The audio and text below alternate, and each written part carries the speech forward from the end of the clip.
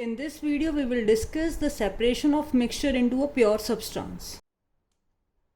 And the mixture always contain more than one component. That is, it contain more than one element or compound in any ratio. Now, if we have to separate these components, so these can be separated out by various physical method. Just for example, if we have a heterogeneous mixture of sand and water, then we simply separate these components by a filtration. We pour this liquid here in the filter paper, all the sand will be collected, and in the beaker we get the water. So by simple physical method we can separate the component of a mixture. So first separating technique which we will discuss in this video is the evaporation.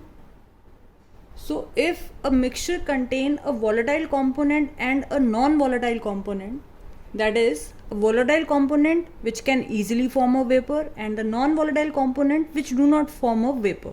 Now for example, when we add a salt into a water, so now the solution which is formed is a transparent solution in which water is present as well as salt is present. So here water is the volatile component which can easily form vapor when we heat this solution, and salt is non-volatile which is left over after the heating. So residue which left over after the heating is the non-volatile component here. Now in your NCERT book, this method is used to separate the blue dye from the ink.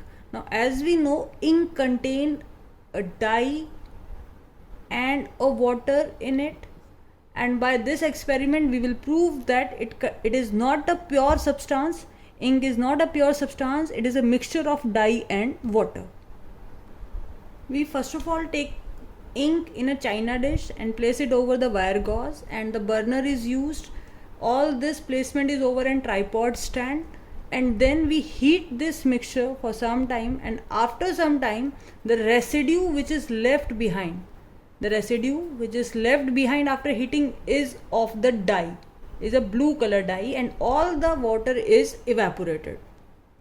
So again I am repeating, we fill the half of the china dish with the blue ink, and then we place this china dish over a wire gauze over a tripod stand, and we continue heating it by using burner till the water is evaporated. So what will be left behind, the residue which is left behind is of blue dye.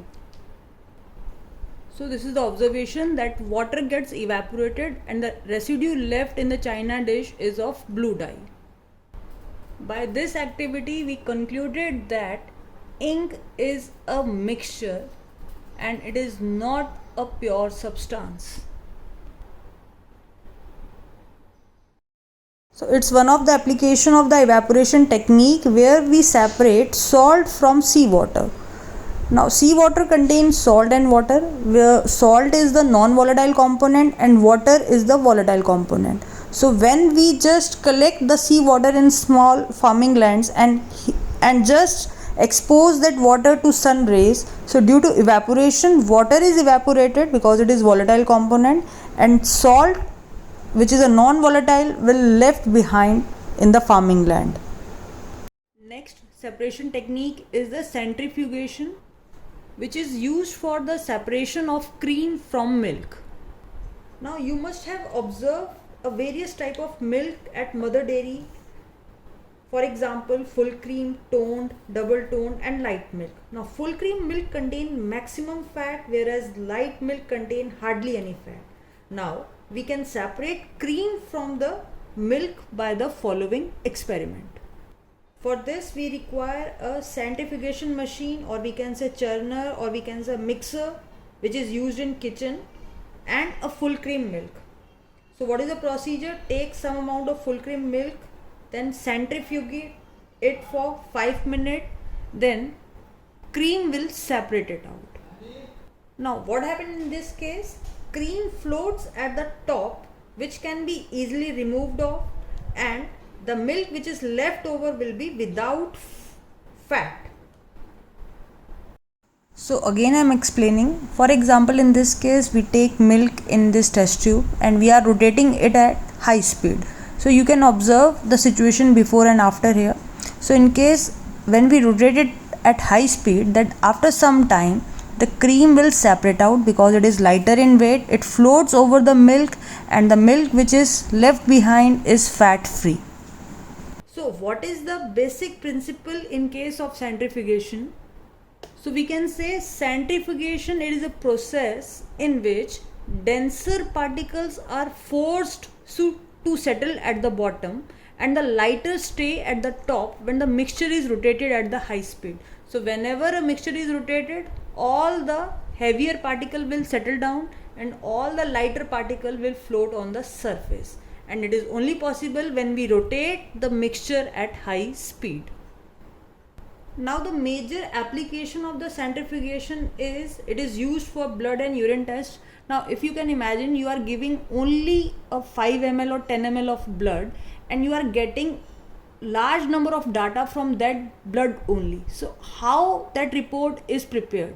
So in that case also, blood is centrifugate at high speed and its different component is separated out.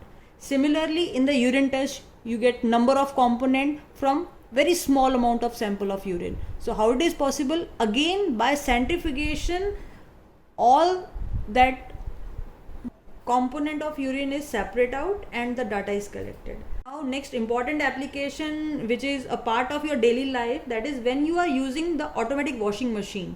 So the spinner, it squeeze out water from the wet clothes. How? It just rotated at the high speed, and if you open that lid, you can easily observe the holes in that plastic bucket. So when we place our wet cloth in that chamber and rotate that chamber at high speed, then all the water is removed out and what is left behind is your dry clothes. So here water is the heavier part which is thrown out. So this is also a basic principle of the centrifugation, that whenever a mixture is rotated at high speed, heavier particles settle down and lighter particles floats.